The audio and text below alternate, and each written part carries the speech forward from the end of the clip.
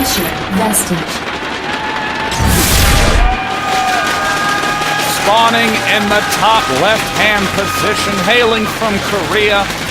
One of the leading Zergs from Evil Geniuses, it is Jaedong!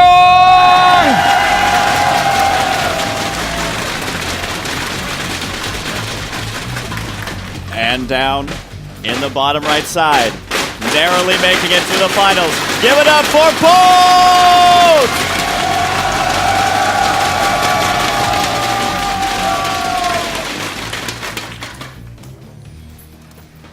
Now, it already looks like Polt signaling that he's kind of intending on going for an extra barracks.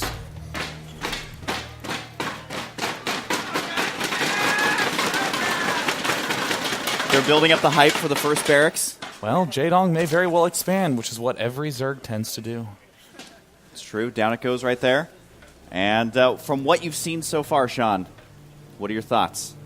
Well, I mean, Polt's just going to be opening with kind of a typical Reaper style of play. There's been some big shifts in how Terrans are thinking about the matchup. I mean, certainly going for the 3 command center biomine tends to be the most popular one, but Terrans keep dying to that early game aggression, so we see players like Polt not going for the 3rd command center very often.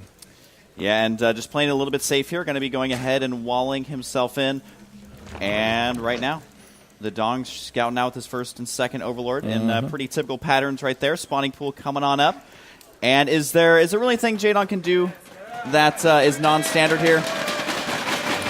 I don't really think so. Crowd giving a cheer for our 3rd, 4th place player, Scarlet. Played fantastically this weekend. And Jaedong just going to check the front. I like this play, kind of boldly going all the way up here, because it's so rare to see a player get the barracks and build the Marine first. Ordinarily, it's just tech straight away, or expand straight away, or Reaper straight away. Yeah, the Reaper is going to be spawning. Now, he does have guns, but for some reason refuses to shoot them at giant floating blimps, so he's not going to be able to shoot down that Overlord, and will instead most likely just go ahead and scout out, try and see exactly what the Zerg player is doing, maybe grab those watchtowers a little bit later. And that Overlord is actually safe to stay there a little bit longer. A 2nd Reaper going to be following it up.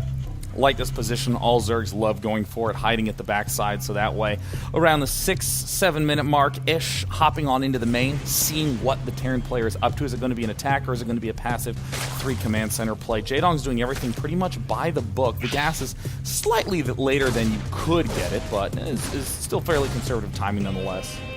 2nd Reaper popping out now, and a factory drops on the back of this.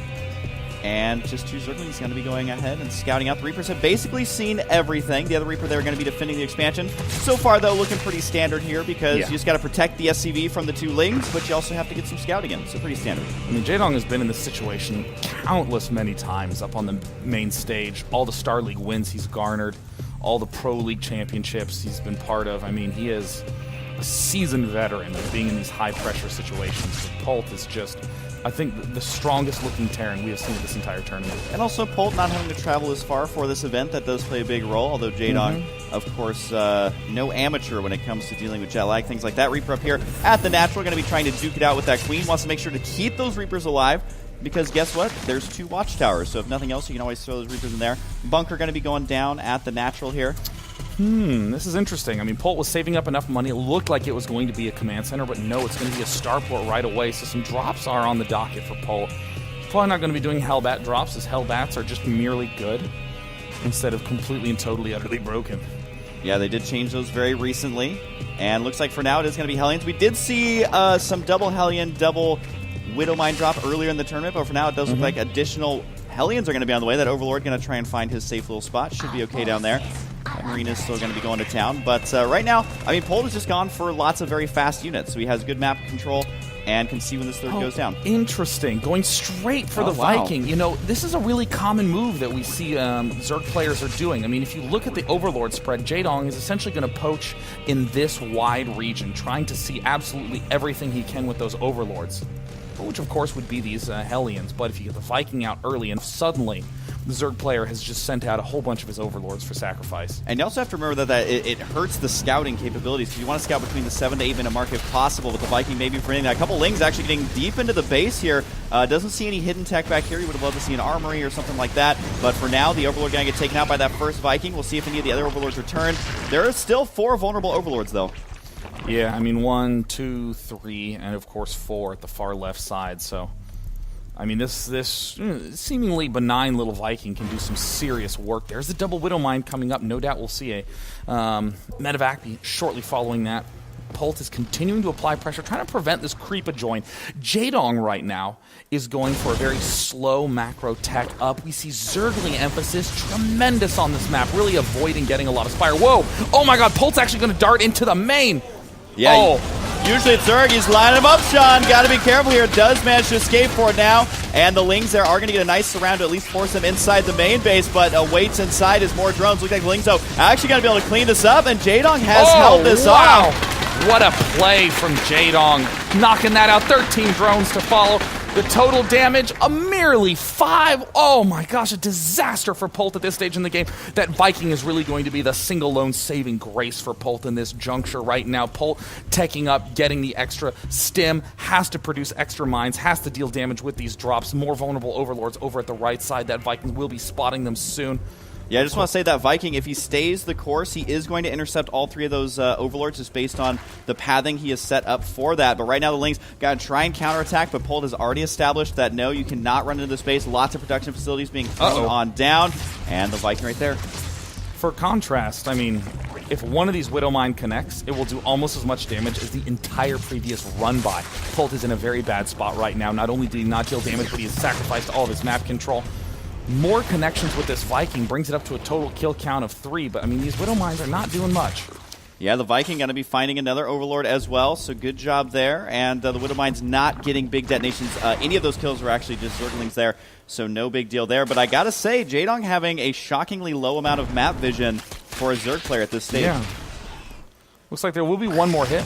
Oh, just a single drone. Jaedong's going to put a building right next to the mine, and everything will be well and good in the world. Yeah, and you'll actually see a lot of Zerg players do this, building spores to deal with the Widow Mines, because, of course, you can move the spores around. Oh, the Overseer. Overlord was morphing to an Overseer to save himself, but that did get canceled. There's going to be a minor attack over here on the top right side for Marauders. Play, yeah. And kills off the Queen there, gets out relatively unscathed. So Polt realizing you have got to be aggressive against Jaedong, because he will get way, way ahead if you don't kind of slow him down. Yeah, I mean, 4 Widow Mines already out. Not the fastest 1-1 upgrade. It's Polt's most notable attribute in all matchups. Delay on the upgrades. He is not someone who favors getting them very quickly at all. Baneling Nest coming up. Macro hatch quite late. Often we see players with 4 or 5 hatcheries by the 11-minute mark, but, you know, this is the sort of effect that we've been seeing out of Polt. He's maybe not done enough direct damage, but he sort of indirectly delayed things. And Polt's securing his 3rd as well. This is where Jaedong is going to start saving up his gas. The Spire nearly completed here. He's also got Baneling Speed, a relatively common unit composition. At the same time, though, we are going to be seeing the drop once again. This time, it's still going to be those same Marauders. Looks like they take a lot of damage, have to get out of there without doing any substantial damage there. But at least Polt has the right idea. Jaedong, for being Jaedong, is playing relatively passive overall. Yeah, I mean, Jaedong, known as one of the biggest attacking Zergs ever, doing some really passive moves. There's the Pneumatized Carapace, the Overlord speed upgrade. Yeah. Oh, a nice perfect timing there. Does he actually kill it off? Jaedong does not get it canceled there. And Sean, we've seen this several times in the tournament. I can think of at least 3 where he did not cancel those in time. That is a big loss there for Jaedong.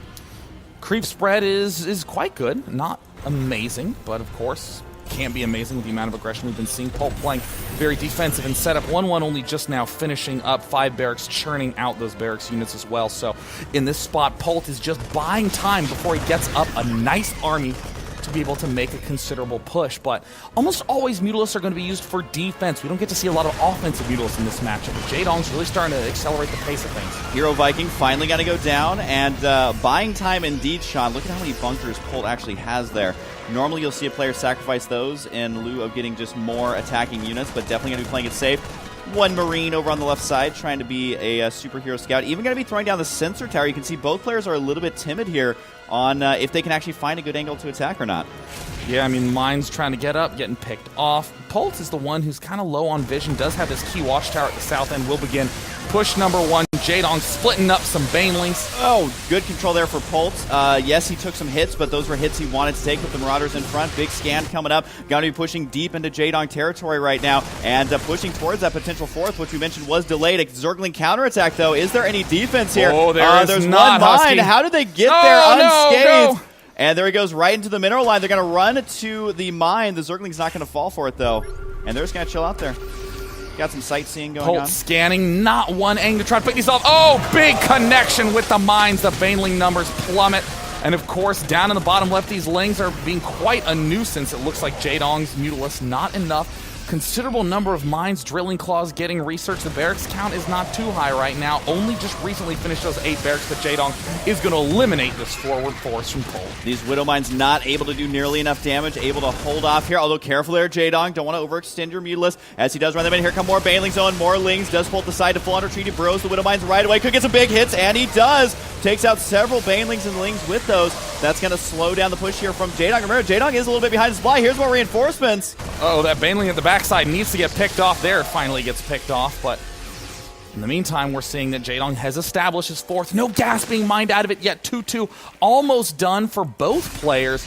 Infestation Pit en route. Not really going to be able to make use of that right now. It's just going to be to get the Hive to begin getting latent game upgrades. But right now, Jaedong is in pure Ling Baneling defense. Going to try to make some magic happen with these Zerglings. Potential counterattack once again down in the bottom left side. And Biomine, always a good unit composition here in the late game if it is controlled correctly. Oh, we actually do have some burrowed Banelings here. Did Polt catch a glimpse of it? It looks like he at least retreated there. But that one, Baneling is in a perfect spot to detonate. There's going to be that counterattack in the bottom left side. Non-stop action here so far. I mean, this is exactly what this matchup is about at the highest level. Players manipulating the battlefield into their favor. We see these counterattacks.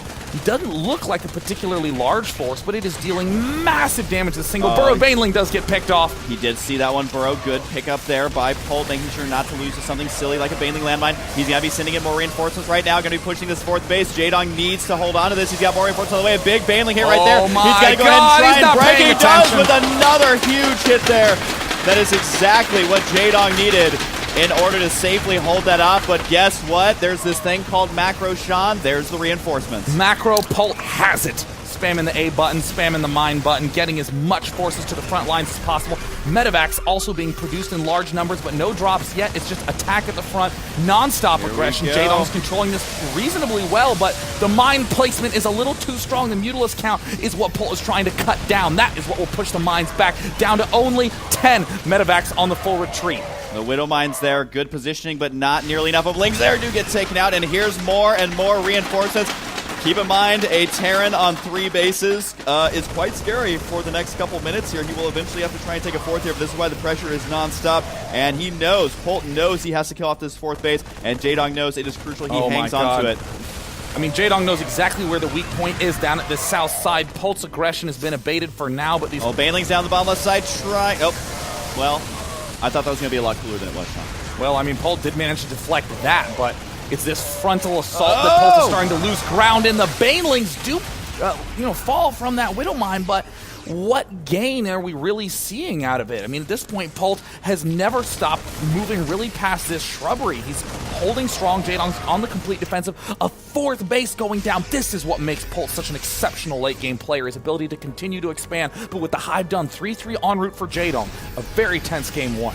Very, very awesome game 1 as well. More Lings getting cleaned up here in the middle. Overall, in the units lost, you can see that Polt is ahead in that regard. Oh, wow. Gotta watch out for those Banelings. And again, the Mutalisk count has not been substantially whittled down, currently sitting at 15.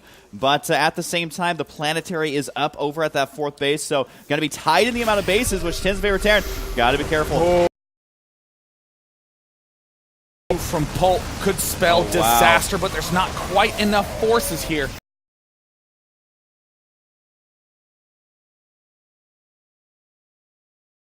For an even exchange right now, the Marines might get hit by